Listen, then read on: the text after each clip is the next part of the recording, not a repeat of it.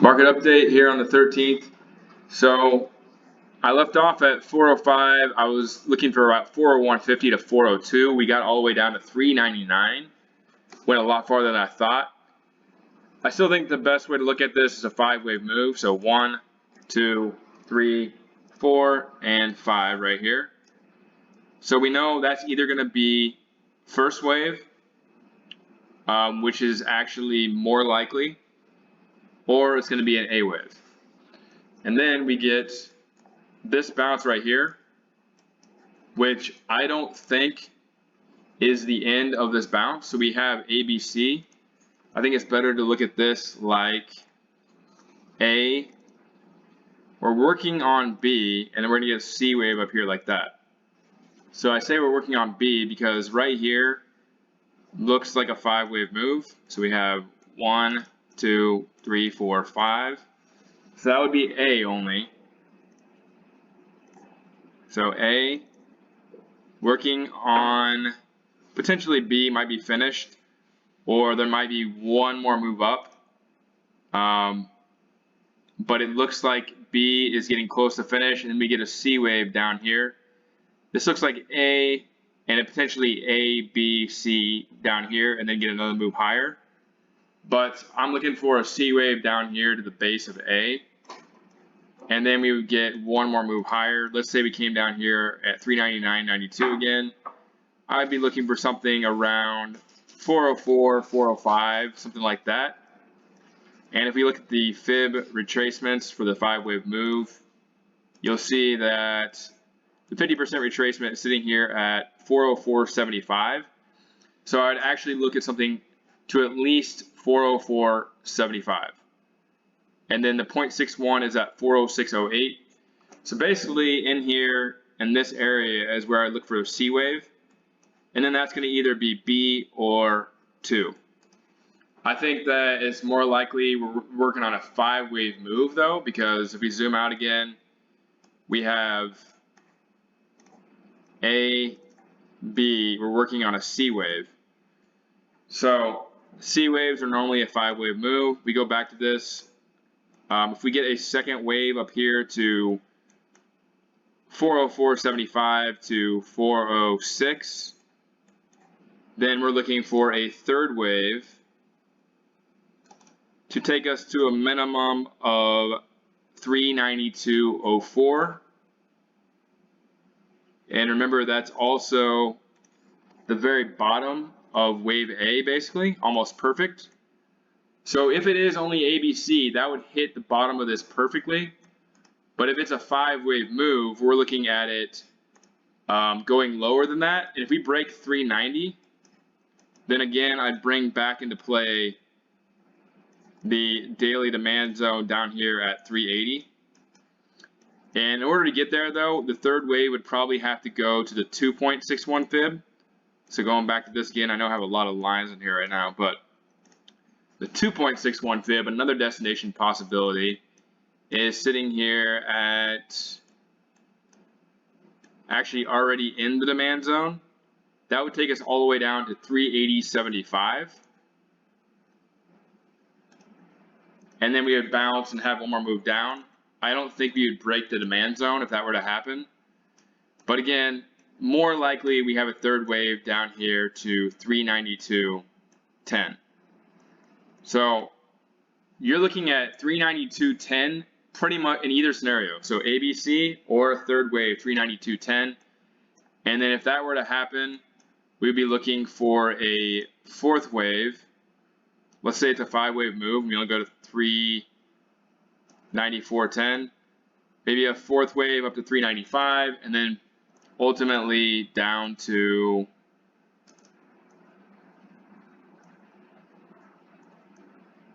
386 to 383. So I think that just taking that all into consideration, how big this first wave is, if this is a 5-wave move, I think we're going to go down to the demand zone. I think we get down here to 380. If it's only ABC, I could see it come down here and finishing around 392. But we'll see how far this bounce goes. But I'm going to be buying puts and acting like this is a 5-wave move. If you know how to use Elliott wave to your advantage, if you get a first wave move on any time frame and you're trying to make money, you want to buy the second wave pullback. So if this is a 5-wave move,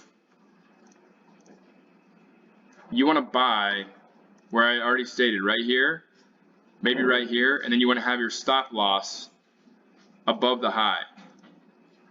So that's a normal 5-wave move. So then your risk reward, so you're buying at 404.75 and 406. You're going to lose $4 if you get stopped out, $4 to $5. But if you're buying around here, you're going to gain $3.92. You're gaining 14 to lose 5. So your risk reward is amazing at that if you're doing it that way. And the second wave pullback is where you want to buy most of your trades if you're using Elliott wave to trade. So that's what I'll be doing tomorrow. I got in a small trade down here and I got stopped out. So I'll be rebuying in this area if we get there. I already have some puts, but I'm going to be buying around in here. And hopefully I don't get stopped out and we make our move down to 392, which I think is pretty much inevitable just based on the structure of everything. This is impulsive, this is corrective. So I would look for a minimum of 392. If you're trading this though, I mean, you have to watch the smaller waves. So I'm going to be watching the third wave on lower time frames just to see how far it's going to go. And I can use the same strategy doing that. So that's what I'm looking for on SPY. On the VIX, the VIX just all over the place. Not going to really go over that right now. It's kind of pointless. DXY broke. It broke what I've been talking about the last couple of days, the range. And so is it enough to consider this finished? Remove all these. Let's go on smaller time frames. Remember, we have it sitting here at a ending diagonal 1, 2, 3, 4, 5. My target was 103.47. We hit 103.61. If we go on lower time frames, this, I guess you could consider this a 5-wave move. 1, 2, 3, 4, 5. It's not very impulsive, but and then we get a second wave right here. And if we draw our parallel lines though, you can see that we clearly break it right here. So this looks like the third wave is not done though. On the 1 hour time frame, it looks like we have within this 5th wave, we have 1, 2, we're working on 3. So I think that we're not quite there yet, but maybe tomorrow or the next day we'll finally get this finished. It looks like on the third wave, 1, 2, 3, 4, 5, bounce, and then one more move lower. So maybe it goes down to like 102, 103, but it's just about finished. This took only a couple of days, so I would say we could bottom tomorrow or the next day. And remember, after that is 120. So almost done on the dollar. It's already technically broken the low, so it could be a 5th wave, but I don't think. Let's go on lower time frames and see if this looks like 1, 2, 3, 4. Yeah, maybe one more move down for the third wave bounce and then one more low. So dollar almost finished. That will probably give us enough to get back up here to like 405, 406. And then if you're thinking about, this could potentially be the top too. I'm not going to say it is, but we did break the high. There's a lot of different ways this could go, but if we're thinking about this, it would be kind of it'd be really weird though. It would be A, B, C, barely breaking the high. It'd be kind of a weird way to end it, but if we get a 5-wave move down here, there's no guarantee that that's not the top right there. So we'll have to watch it and see what happens. Of course, if you go back to 380, then you're going to get a bounce for a second wave no matter what. So even if we come down all the way down here, we're still going to bounce back to at least 395. So still a little ways to go, but the dollar is close to bottoming, so that's got something you got to watch. QQQ is same structure as SPY. Just look for the same thing, a retracement to the 50% retracement, so about 291.38 to 292.70, and then a move down to a minimum of 279. So basically the exact same thing I said with SPY. And then what else we got here? Dow Jones, same structure. Looking for move down here to 33,300 minimum. Same thing as SPY. What else we got here? IWM, same structure. Looking for move down here to about 176 minimum, possibly lower. What else we got? Bitcoin. I know Bitcoin was going up today. Bitcoin is 17,756. You remember in the last couple of videos I talked about 18,000 and hitting the high right here. We're almost there. So you can actually look at this. 1, 2, 3, 4. 1, 2, 3, 4. Probably like the exact same thing with the dollar. A few more days and this is going to top out. And then move down to 10 to 12,000. What else we got here? Take a look at Apple real quick. Apple.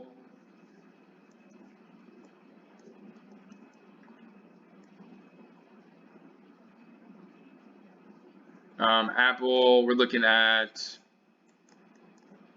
I gotta look at this one for a second. I haven't looked at it in a while.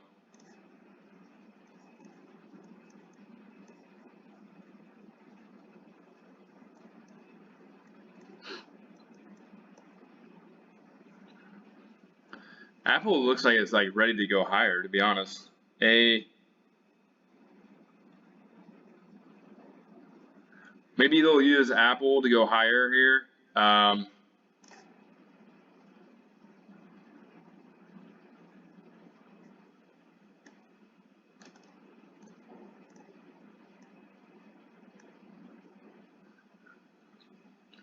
I still think this could go to the top of the range. It doesn't really make sense though. If SPY's only get it at 405, 406. We'll have to watch it. I mean, it's still. Let me zoom out here on the weekly.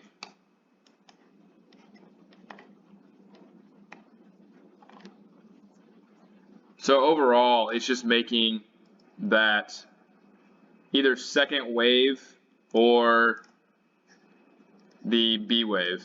So we have A, let's see, A, B. You know what? It still could be a second wave right here. Because remember, this was impulsive.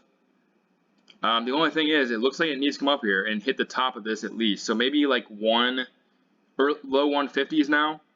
And maybe it ends up being a second wave. So we would have 1, 2, and then get a third wave down here, fourth wave down here. Have to keep an eye on it, but we know that this looked to be. Why is the chart on Apple so confusing right now?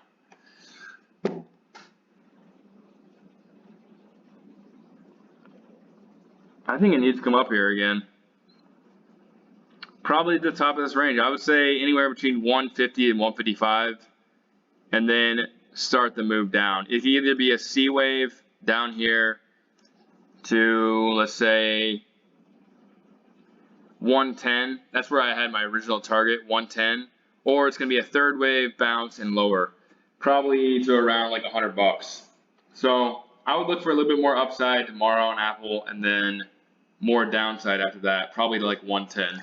Microsoft.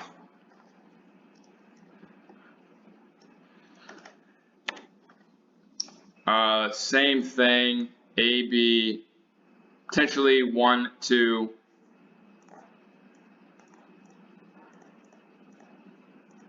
Just like that. I think we're on the verge of a huge move down once the dollar bottoms, and it could potentially be here tomorrow on POW. So we'll have to watch that. If we get up here to 405, 406, 407, I highly recommend buying puts with a stop below the high. So that's it for now. Let me know what you think in the comments. Like and subscribe for more updates. And hopefully you made some money today. I personally was bearish going into CPI. In my trading account, I actually broke about even. I lost some money on some near dated puts, made some money on UVXY puts. I made some money on Tesla calls, if you can believe that. I sold those right like 5 minutes after the open. It was at like 175. I made money on a call spread as a hedge, 406, 407 call spread. And then I traded a little bit throughout the day. Ended up breaking even on my trading account. In my long-term account, I made some pretty good money because I had it hedged with some sold puts on a few companies. And what else did I have? I had Amazon. I had some Amazon calls, and I think that's about it. But could have done better. I had TQQQ, and I actually, believe it or not, I sold some covered calls on that yesterday. I was thinking we were gonna go down, and so that took away some of my profits. I ended up making a very small amount on that. But that's pretty much it. That's the way it goes. I didn't think we were gonna get that move today, but we recovered pretty well with the move down, and most of my positions are still bearish right now. So look for 406 to 405 tomorrow, and we will buy some puts. This is a good opportunity to put a bigger size on because we got a 5-wave move, and so the chances of us breaking the high are very low. And you don't want to, these are situations where you want to take the risk reward. If you're only risking $4 to make $14, you take that every single time. Even if you end up losing money and it breaks the high, when you do hit it and you hit the whole $14, that's going to make up for 3 times you lose the $4. So you got to take that trade every single time. So tomorrow, look for that and look for a good trade. You could probably trade some individual names too if you don't want to buy SPY puts. But all right, I'm done talking for tonight. Have a good night. Let me know what you think in the comments. Have a good one.